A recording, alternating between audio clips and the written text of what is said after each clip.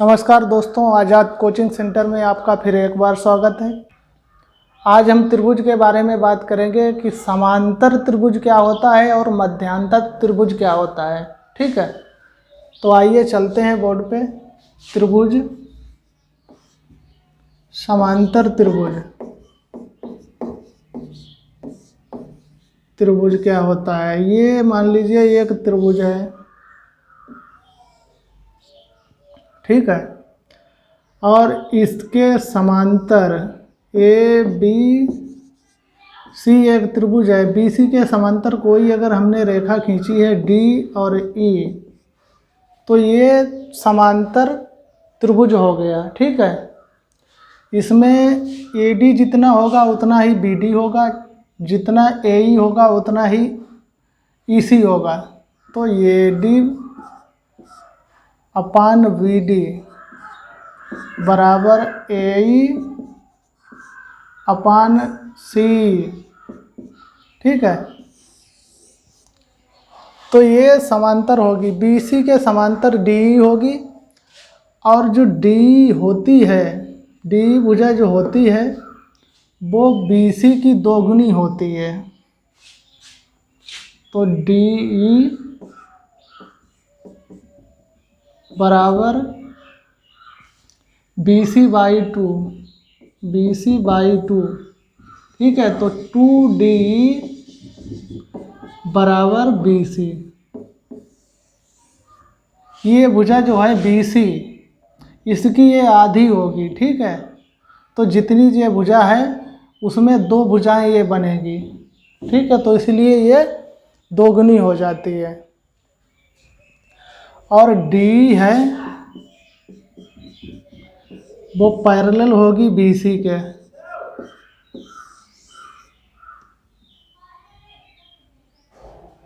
ठीक है, ये समांतर त्रिभुज हो गया। अब आगे बात करते हैं मध्यांतर त्रिभुज के बारे में। तो आइए आगे जानते हैं मध्यांतर त्रिभुज क्या होता है। मध्यांतर,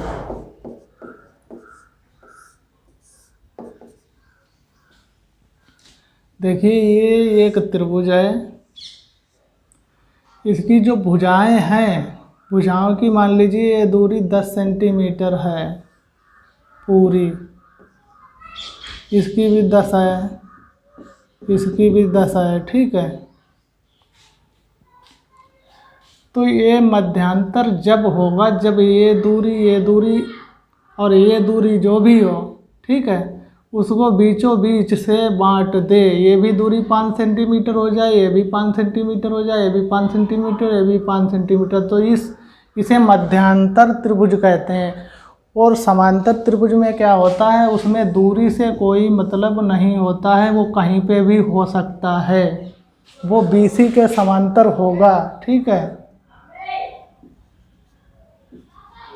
ये बी सी के मध्यांतर होगा। इसमें जो भी दूरी दी गई होगी इन भुजाओं की, उसको सीधा आधा आधा करेगा, इसे मध्यांतर त्रिभुज कहते हैं।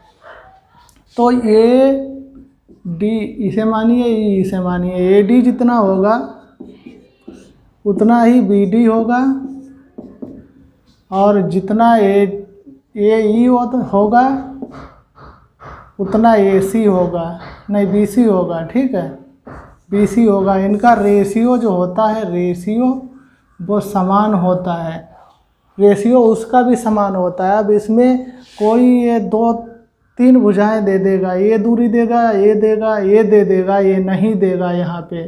ठीक है, एक पूछ लेगा। ठीक है, तो वो दूरी ज्ञात कर लेना। ए डी मान लीजिए 5 centimetre, B D 5 centimetre, 10 centimetre दो देगा तो उसकी आधी आधी कर लेना। और इधर सिर्फ एक ही देगा, या 5 सेंटीमीटर देगा या 6 सेंटीमीटर, तो वो ज्ञात करनी होगी, तो इसमें रख दीजिए, वो ज्ञात हो जाएगी। मध्यांतर और समांतर त्रिभुज में अंतर समझ में आया? तो क्वेश्चन लेते हैं। देखिए, यदि त्रिभुज ए बी सी में बी सी के समांतर कोई भुजा डी खींची गई है, तो A D upon B D बराबर 2/3 और ए ई अपान ए सी बराबर क्वेश्चन मार्क। तो देखिए ये समांतर त्रिभुज है। ठीक है, इसमें A B C, B C के समांतर कहीं पे भी एक डी ए रेखा खींची गई है और ए डी है 2 सेंटीमीटर और बी डी है 3 सेंटीमीटर, और कह रहा है कि ए ई और ए बी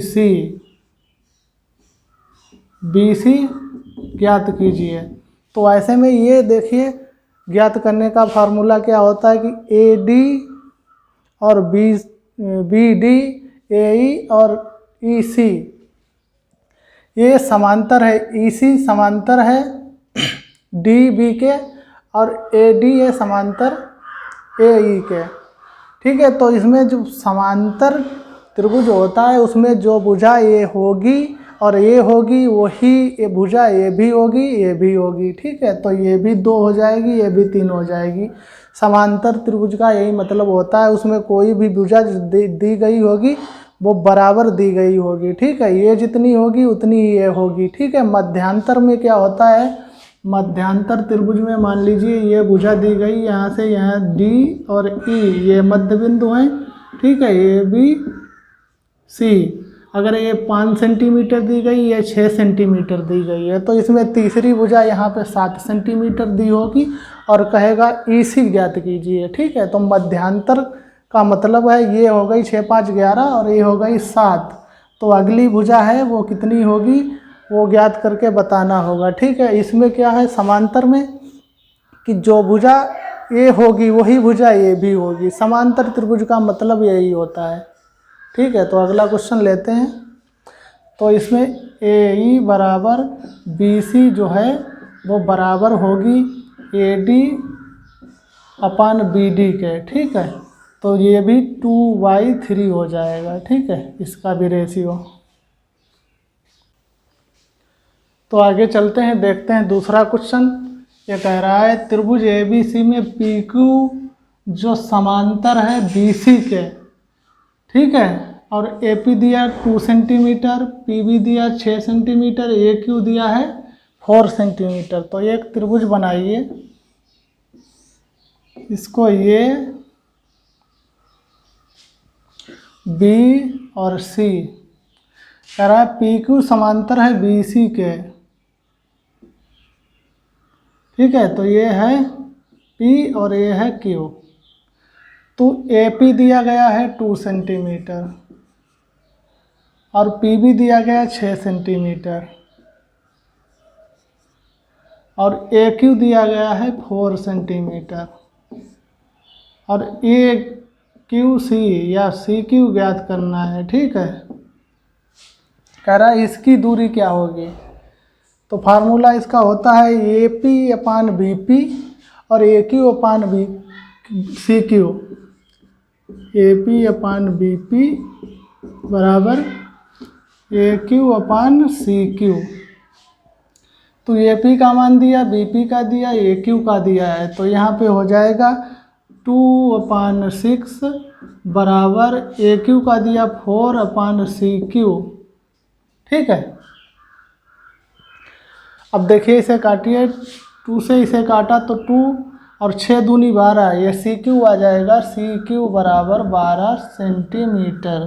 ठीक है, ये CQ आ गया है यहाँ से यहाँ तक का 12 सेंटीमीटर, 12 सेंटीमीटर। ठीक है,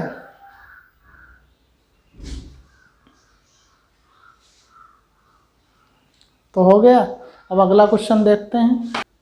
तो अगला क्वेश्चन देखते हैं, कह रहा है त्रिभुज ABC में D क्रमशः मध्य बिंदु हैं और BC दिया गया है 14 सेंटीमीटर और कह रहा है DE कितना होगा। देखिए ये त्रिभुज है, ये मध्यांतर त्रिभुज है, तो कह रहा है मध्य बिंदु, इसका मध्य बिंदु क्या होगा, दिया गया है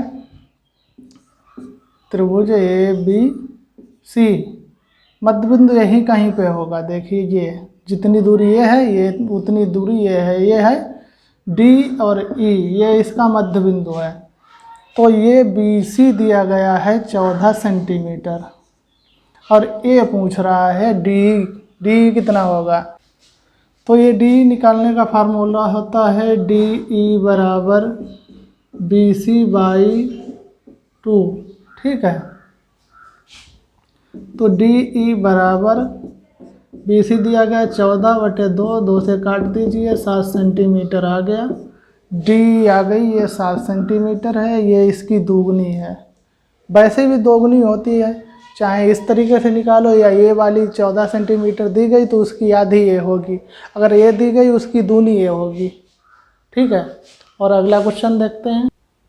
तो अगला क्वेश्चन लेते हैं, देखिए कह रहा है त्रिभुज ABC में PQ जो है वो AB तथा AC की मध्यिका है और BC का मान ज्ञात कीजिए। त्रिभुज है ये, देखिए मध्यिका, मध्यिका मतलब मध्य बिंदु, ये कोई यहाँ पे मध्य बिंदु होगा, ठीक है। ये त्रिभुज AB और C है, ये PQ है, ये मध्यिका है PQ।